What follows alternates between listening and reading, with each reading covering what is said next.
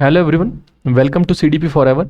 इस वीडियो में हम डिस्कस करेंगे पियाजेस कॉग्निटिव डेवलपमेंट थ्योरी की third stage concrete operational stage को। इससे पहले की दो स्टेजेस मैंने प्रीवियस वीडियो में एक्सप्लेन की हुई हैं। कंक्रीट ऑपरेशनल स्टेज यानी मूर्त संक्रियात्मक अवस्था, ये 7 से लेकर 11 वर्ष तक की होती है। इस स्टेज को हम गैंग एज, स्कूल एज और लेटर चाइल्डहुड स्टेज भी कहते हैं। इस स्टेज के बच्चे के पास लॉजिक डेवलप होना शुरू हो जाता है, लेकिन उसका जो लॉजिक है वह कॉन्क्रीट मूर्त वस्तुओं तक ही सीमित होता है। अभी बच्चे के पास एब्स्ट्रैक्ट यानी अमूर्त वस्तुओं के प्रति लॉजिक डेवलप नहीं हो पाता। डेवलपमेंट ऑफ लॉजिकल थिंकिंग दो, हालांकि it is limited to concrete and tangible concepts. अभी बच्चे का जो लॉजिक है वह कॉन्क्रीट और टेंजिबल कॉन्सेप्ट्स तक ही लिमिटेड है। अब इसकी कुछ फर्दर क्वालिटीज हैं। कंक्रीट ऑपरेशनल स्टेज में सबसे पहले बच्चा कंजर्वेशन को सीखने लग जाता है। क्यों? क्योंकि अगर हम बात करें प्री ऑपरेशनल स्टेज की, तो प्री ऑपरेशनल स्टेज के बच्चे के पास सेंट्रेशन होता है, बच्चे के अंदर केंद्रण का गुण होता है और वह केवल एक ही वन एस्पेक्ट पर फोकस करता है। पर कॉन्क्रीट ऑपरेशनल स्टेज में बच्चा मल्टीपल एस्पेक्ट को देखने लगता है और वह केवल एक चीज पर फोकस नहीं कर पाता। अगर आप बच्चे के सामने कुछ बॉल्स रखते हैं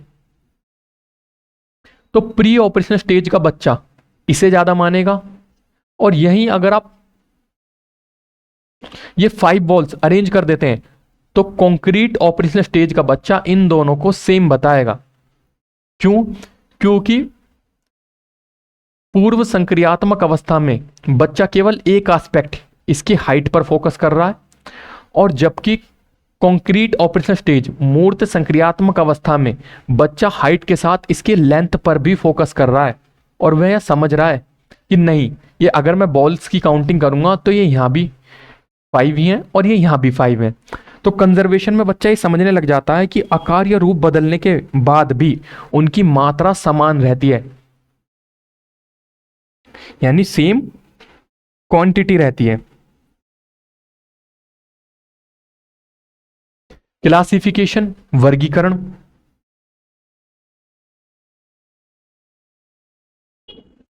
क्लासिफिकेशन में बच्चा चीजों को उनकी विशेषताओं के आधार पर ग्रुपिंग करना सीख जाता है। जैसे प्री ऑपरेशनल स्टेज का बच्चा अगर किसी भी चीज को देखेगा तो उसे क्लासिफाई नहीं कर पाएगा, पर कॉन्क्रीट ऑपरेशनल स्टेज में बच्चा चीजों को क्लासिफाई कर सकता है। जैसे अगर आप बच्चों को बताएं कि एनिमल्स हैं, अब बच्चा यहां समझने लग जाएगा कि एनिमल 2 प्रकार के होते हैं, तो वाइल्ड एनिमल और पेट एनिमल। वाइल्ड एनिमल में आपके टाइगर और पेट एनिमल में डॉग और कैट, ये सब शामिल होते हैं। क्यों? क्योंकि वो चीजों को क्लासिफाई कर पा रहा है। जैसे अगर आप बच्चे को फ्लावर देते हैं और आपने बच्चे को बताया ये येलो फ्लावर है, तो बच्चा समझने लग जाएगा कि ये जो फूल है ये येलो कलर का है, और हम फूल्स को उनके कलर के हिसाब से यानी येलो, रेड, ग्रीन, इन सबसे क्लासिफाई कर सकते हैं। और ये सारी चीजें बच्चा कॉन्क्रीट ऑपरेशनल स्टेज में सीख पाता है। सीरिएशन, क्रमबद्धता, चीजों को असेंडिंग और डिसेंडिंग ऑर्डर में मैनेज करना ही सीरिएशन क्रमबद्धता कहलाता है। यानी आप चीजों को आरोही क्रम में और अवरोही क्रम में जब लगाना सीख लेते हैं तो यही आपका सीरिएशन क्रमबद्धता के अंदर शामिल होता है।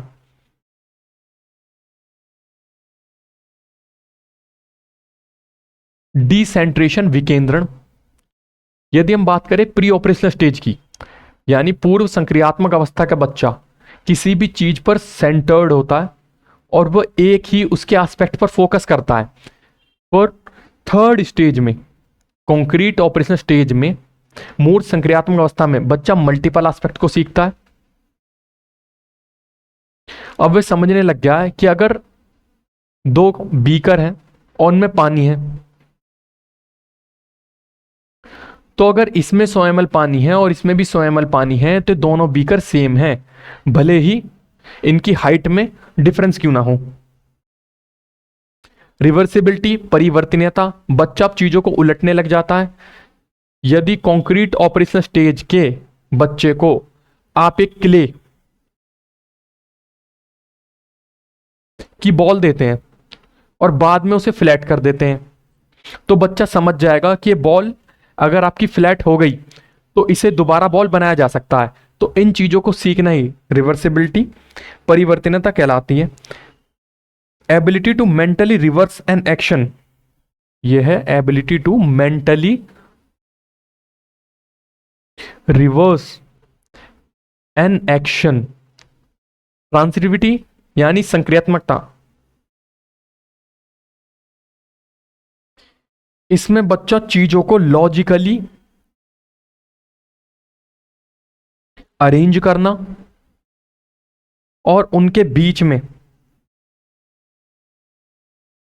डिफरेंट एलिमेंट्स को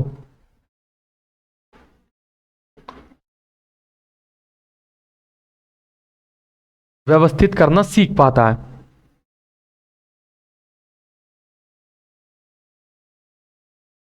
जैसे अगर आपने बच्चे से कहा कि ए बी से बड़ा है और बी सी से बड़ा है, तो ऑटोमेटिकली बच्चा समझ जाएगा कि ए सी से बड़ा है। इसके अंदर बच्चा मैथमेटिकल प्रॉब्लम्स को सॉल्व करता है।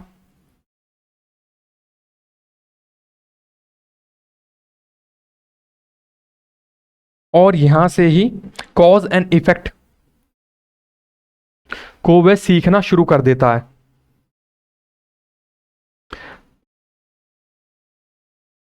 अब देखो, मैं आपको प्री ऑपरेशनल स्टेज और फॉर्मल ऑपरेशनल स्टेज,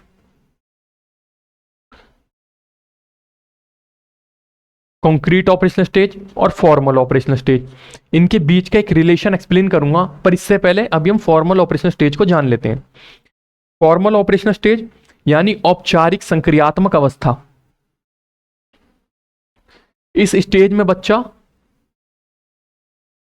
11 वर्ष से अधिक का हो चुका होता है। Individual develops the ability to think abstractly, यानी कि बच्चा अब चीजों को अमूर्त रूप से सीख सकता है, logically and use deductive reasoning. बच्चा डिडक्टिव रीजनिंग का इस्तेमाल कर सकता है। रीजनिंग आपकी दो प्रकार की होती है,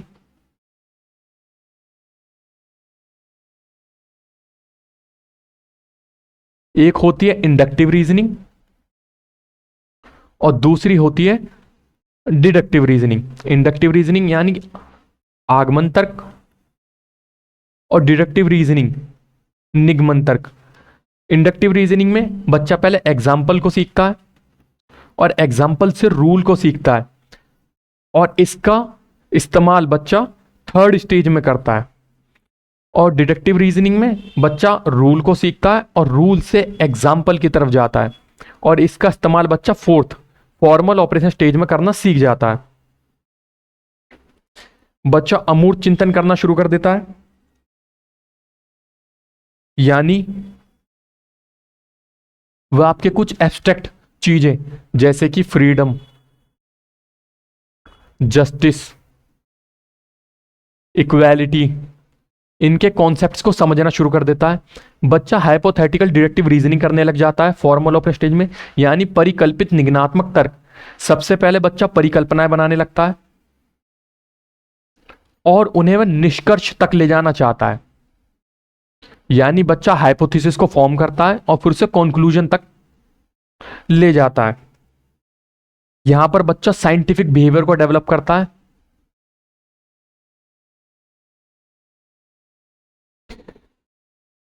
और इस स्टेज की सबसे इंपॉर्टेंट विशेषता यह है कि बच्चा व्हाट इफ, यदि तब वाले सवाल करना सीख जाता है, और यह सीखता है वह हाइपोथेटिकल डिडक्टिव रीजनिंग के अंदर। Problem solving through systematic thinking, बच्चा प्रॉब्लम सॉल्विंग करना सीख लेता है। वह कैसे? यहां पर आप बच्चों को अगर लॉजिकल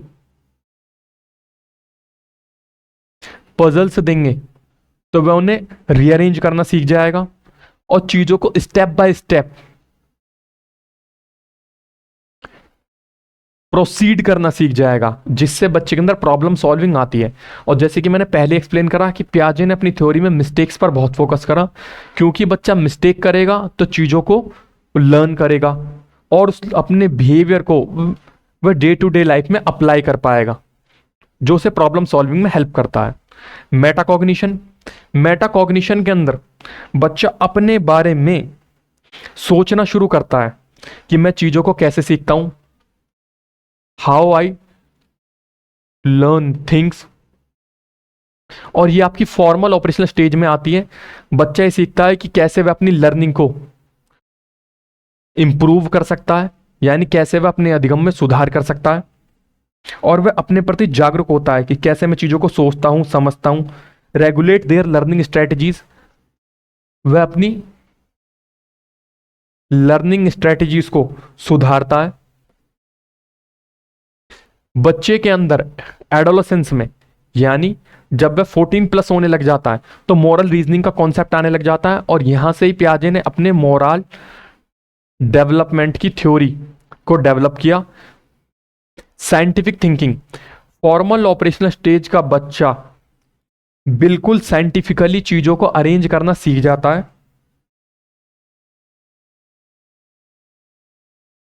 और वह स्टेप बाय स्टेप चीजों को कंक्लूड करना सीख जाता है। तो ये चारों स्टेजेस की कुछ विशेषताएं डन हो गई। अब हम बात करते हैं सम अदर फैक्ट्स के बारे में। लैंग्वेज, पियाजे ने अपनी थ्योरी में लैंग्वेज पर थोड़ा कम फोकस करा है, पर ये हम फोकस कम है, पर हम कहीं से कहीं तक ये नहीं कह सकते कि पियाजे ने अपनी थ्योरी में लैंग्वेज को डिनाई किया है। नहीं, पियाजे ने माना कि विचार भाषा से पहले आते हैं।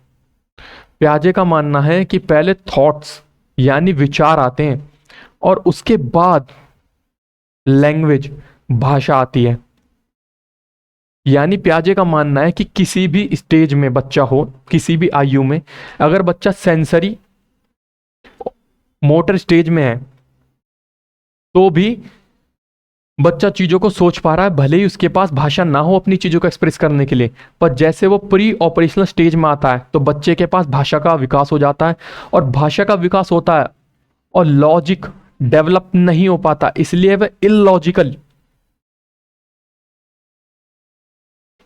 चीजों को अरेंज करना चाहता है। एक्सपीरियंसेस, पियाजे ने एक्सपीरियंसेस पर बहुत फोकस करा कि बच्चे एक्टिव लर्नर होते हैं और चीजों को खुद एक्सपीरियंस करके अपने स्वयं अधिगम से वह चीजों को लर्न करते हैं, एक्वायर करते हैं, और बच्चे अपने इन्वायरमेंट के साथ इंटरेक्ट करते हैं।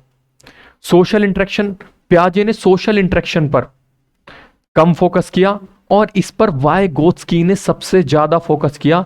इवन वाइगोत्स्की की थ्योरी का आधार ही सोशल एंड कल्चरल इंटरेक्शन था।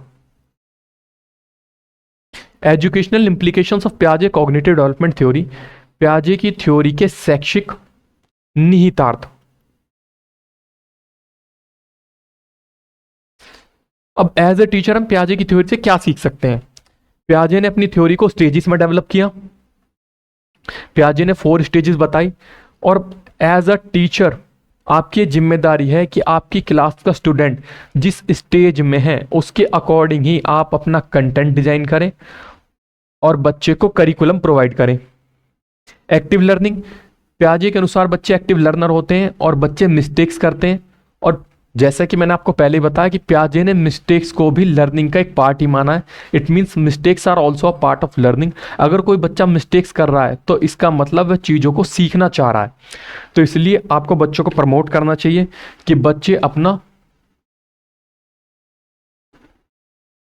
सेल्फ लर्निंग पर ध्यान दें, यानी स्वयं अधिगम करके चीज़ों को सीखें, और हैंड्स ऑन एक्सपीरियंस,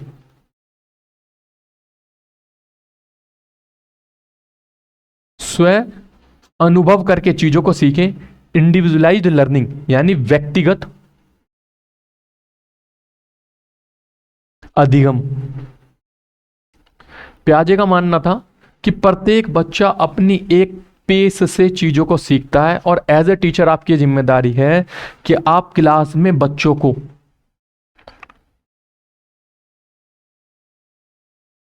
ग्रुप में बिठाएं और चीज़ों को सिखाएं। भले ही पियाजे ने ग्रुपिंग पर और इन सब चीज़ों पर बहुत कम फोकस किया, लेकिन आपकी ये जिम्मेदारी है कि आप बच्चों को ग्रुप बनाएं और ग्रुप में चीज़ें सीखने के लिए प्रोत्साहित करें। रोल ऑफ टीचर, पियाजे की थ्योरी में एक टीचर का रोल फैसिलिटेटर का होता है, यानी एक टीचर सुविधादाता के रूप में कार्य करे, वह बच्चों को बस गाइड करे, ना कि बच्चों के सामने सारी चीजें बिल्कुल एज इट इज पेश कर दे। डिस्कवरी लर्निंग, चूंकि पियाजे की पूरी थ्योरी डिस्कवरी लर्निंग पर आधारित है, क्योंकि पियाजे का मानना है बच्चे एक्टिव लर्नर होते हैं, लिटिल साइंटिस्ट होते हैं, चीज़ों को खुद करके देखते हैं, खुद सीखते हैं, इसलिए क्लास में बच्चों को मिस्टेक्स करने के लिए और अपने एनवायरनमेंट को एक्सप्लोर करने के लिए छोड़ देना चाहिए, ताकि बच्चे चीज़ों को खुद एक्वायर कर सकें। और यहाँ पर एज ए टीचर आप फैसिलिटेटर के रूप में बस बच्चों को गाइड करें, ना कि पूरा कंटेंट आप उन्हें स्पून फीडिंग के थ्रू सिखा दें, जो बिल्कुल गलत है। क्रिटिसिज्म, पियाजे की थ्योरी के कुछ क्रिटिसिज्म भी हैं। पियाजे ने बच्चों की एबिलिटी पर बहुत अधिक फोकस किया, जबकि ऐसा नहीं है। कुछ बच्चे इन स्टेजेस से पहले भी चीजों को सीख लेते हैं और कुछ formal operation stage, concrete operation stage, इनके बाद भी चीजों को बढ़िया तरीके से नहीं सीख पाते। कल्चरल एंड सोशल इन्फ्लुएंसेस, पियाजे की थ्योरी की सबसे बड़ी जो कमी ये थी, पियाजे ने कल्चरल और सोशल इन्फ्लुएंसेस पर बिल्कुल भी फोकस नहीं किया, और जिस पर वाइगोत्स्की ने बहुत अधिक फोकस किया, और जिस वजह से वाइगोत्स्की ने प्यूरी अपनी थ्योरी ही डेवलप कर दी, और जो पियाजे के पैरेलल कॉग्निटिव डेवलपमेंट की एक इंपॉर्टेंट थ्योरी है, जिसे हम फर्दर वीडियो में डिस्कस करेंगे। स्टेजेस आर टू रिजिड, पियाजे ने अपनी थ्योरी की first, second, third, fourth stages को बहुत अधिक रिजिड माना है कि नहीं, सेंसरी मोटर स्टेज का बच्चा यही करेगा, प्री ऑपरेशन स्टेज का बच्चा ये करेगा, कॉन्क्रीट ऑपरेशन स्टेज का बच्चा करेगा, फॉर्मल ऑपरेशन स्टेज में करेगा। नहीं, बच्चा इनसे पहले भी चीज़ों को सीख सकता है और इनके बाद भी चीज़ों को सीखता है। ये कोई एक सेटल्ड पैरामीटर नहीं है जहां पर वो चीज़ों को बिल्कुल फिक्स मान लिया जाए। सो पियाजे की थ्योरी यहां पर खत्म होती है। अगर आपको ये थ्योरी पसंद आई हो तो आप चैनल को लाइक करें, शेयर करें और सब्सक्राइब करें। Thank you so much.